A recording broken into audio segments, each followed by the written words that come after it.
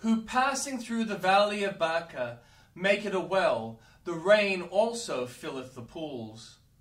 This teaches us that the comfort obtained by a one may often prove serviceable to another. Just as wells would be used by the company who came after, we read some book full of consolation, which is like Jonathan's rod dropping with honey.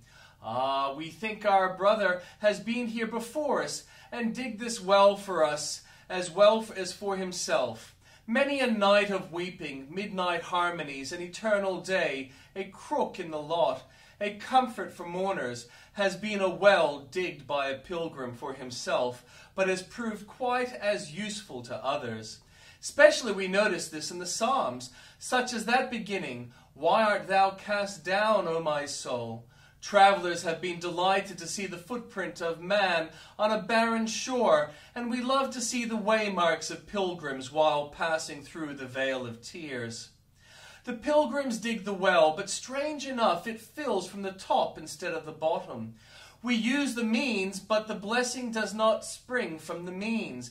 We dig a well, but heaven fills it with rain. The horse is prepared against the day of battle, but safety is of the Lord. The means are connected with the end, but they do not of themselves produce it. See, here the rain fills the pool so that the wells become useful as reservoirs for water. Labor is not lost, but yet it does not supersede divine help. Grace may well be compared to rain for its purity, for its refreshing and vivifying influence, for its coming alone from above, and for the sovereignty which it is given or withheld. May our readers have showers of blessing, and may the wells they have digged be filled with water. Oh, what are means and ordinances without the smile of heaven? They are as clouds without rain and pools without water. O God of love, open the windows of heaven and pour us out a blessing.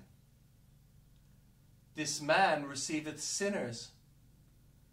Observe the condescension of this fact. This man who towers above all other men, holy, harmless, undefiled, and separated from sinners, this man receiveth sinners.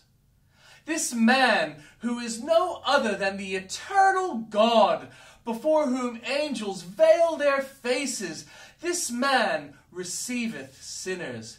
It needs an angel's tongue to describe such a mighty stoop of love.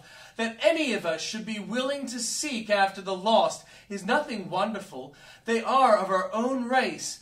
But that he, the offended God, against whom the transgression has been committed, should take upon himself the form of a servant and bear the sin of many, and should then be willing to receive the vilest of the vile. This is marvelous. This man receiveth sinners, not, however, that they may remain sinners, but he receives them that he may pardon their sins, justify their persons, cleanse their hearts by his purifying word, preserve their soul by the indwelling of the Holy Ghost, and enable them to serve, to show forth his praise, and to have communion with him. Into his heart's love he receives sinners, takes them from the dunghill, and wears them as jewels in his crown, plucks them as brands from the burning, and preserves them as costly monuments of his mercy. None are so precious in Jesus' sight as the sinners for whom he died. When Jesus receives sinners, he is not some out-of-doors reception place, no casual ward where he charitably entertains them as men do passers beggars, but he opens the golden gates of his royal heart and receives the sinner right into himself.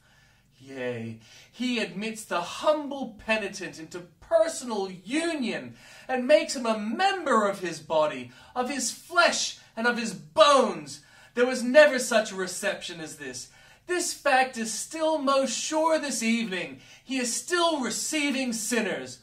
Would to God sinners would receive him.